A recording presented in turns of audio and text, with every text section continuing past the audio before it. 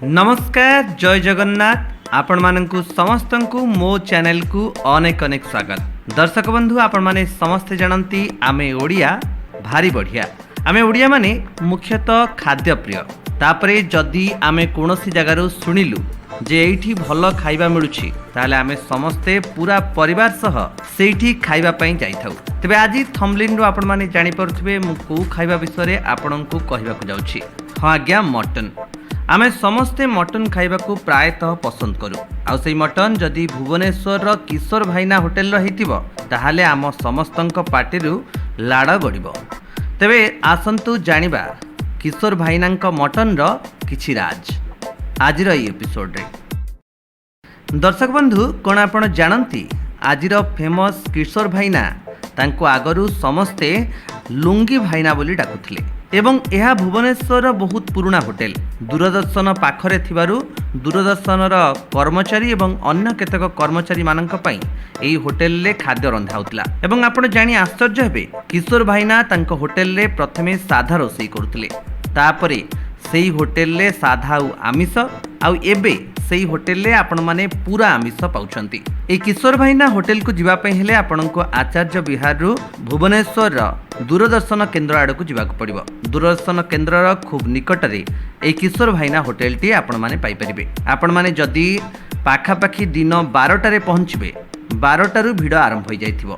एवं आपण माने प्राय यूट्यूबर मानक ठारू जानिथिबे जे किशोर भाईना तांको मटन रोषेई करिबारे बाहारर कोनोसी मसला व्यवहार करंतिनी, जहाँ तांको घरे तैयारी हुए सेई मसला ही व्यवहार करंती।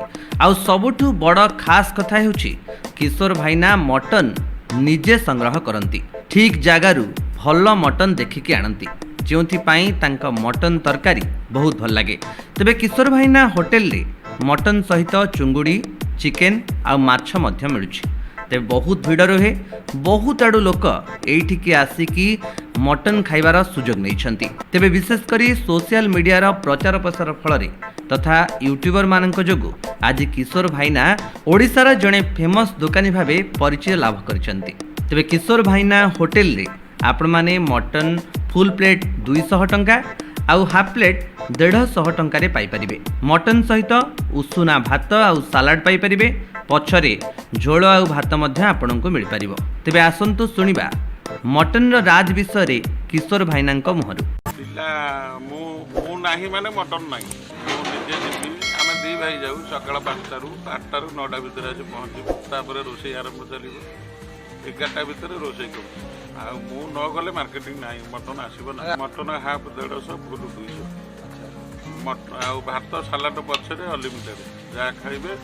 झोल आलू अनलिमिटेड मांस किले देखिले आनिकरी हला पर लोकको स्वाद लागिला, भल लागिला, लोकंगर डिमांड हला, तापर मटन आइटम बढ़िला, पुणे आस्ते आस्ते सादा बंद होई खाली मटन। तेबे जदि आपनकु मध्य मटन खाइबार अछि तेबे सप्ताहर जे कोनोसी दिन जो दिन आपण माने आमिष खांती से दिन किशोर भाईनांक एई मटन जागा को आसी परिबे। तेबे एठी कहि रखुची किशोर भाईना मटन दुकान रे किछि लोक परिष्कार परिच्छन्नता एवं बसिबार जो सब अरेंजमेंट हेछि तापर मध्य प्रश्न उठांती, किंतु जो माने खाइबा प्रिय जो मानकु बाहरे खाइबा को भलो लागे से माने एठी समस्ते मिसी मटन रो टेस्ट नै परिबे।